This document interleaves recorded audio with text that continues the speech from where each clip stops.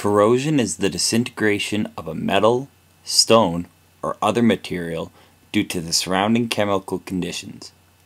The oxidation of the metal by its surrounding environment is what causes the corrosion. You have probably noticed rust form on an iron or steel garden tool after it has been left out in the rain.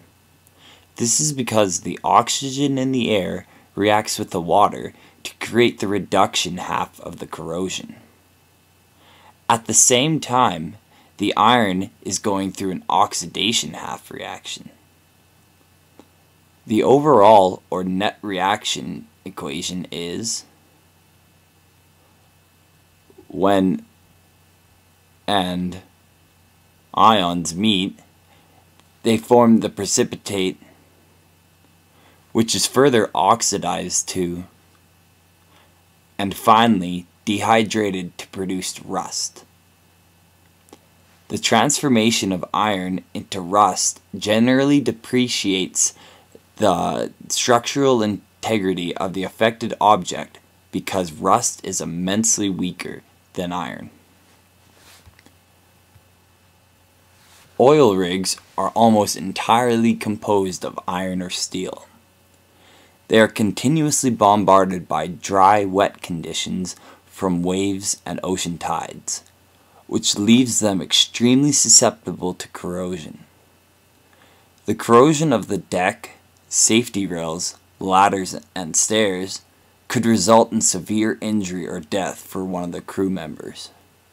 Corrosion not only is a safety hazard for the crew, but it is also a detrimental risk to the environment. If an oil uptake pipe were to break, thousands of barrels of oil would seep into the ocean within a matter of hours. To prevent corrosion for parts of the structure above the water, a coating is applied to the structure. The coats are very thick, so they are long-lasting and therefore don't need regular maintenance, which would interfere with production schedules. The fact that they are thick coats means that it is very costly to apply, but cost is usually held second to the purpose it serves. The first type of coating is an epoxy, which is extremely effective because it creates a physical barrier between the electrode and the electrolyte. There are multiple types of epoxies used, but the most effective is polysiloxane epoxy because it is resistant to UV light, the most common downfall of all other epoxies. Another type of coating used is an inorganic zinc silicate primer, which acts as a sacrificial anode if the structure is damaged and the steel becomes exposed.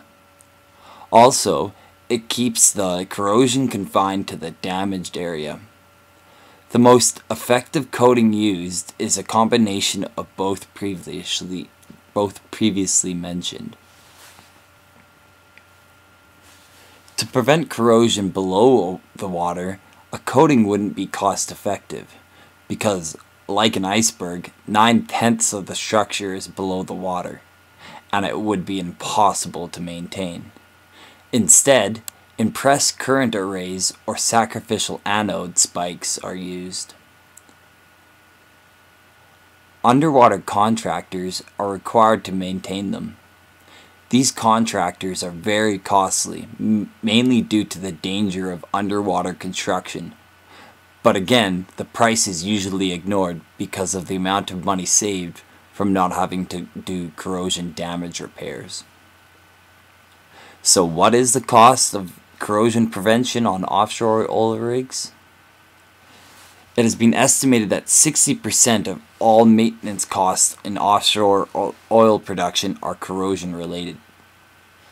This amounts to 40 cents per barrel of oil produced spent on corrosion prevention. An average offshore oil rig produces 30,000 barrels of oils per day. So that means $12,000 are spent every day on corrosion prevention. That's a lot of money. But this all seems like chump change when compared to the $2,750,000 average daily profit, with the price of oil being $100 a barrel.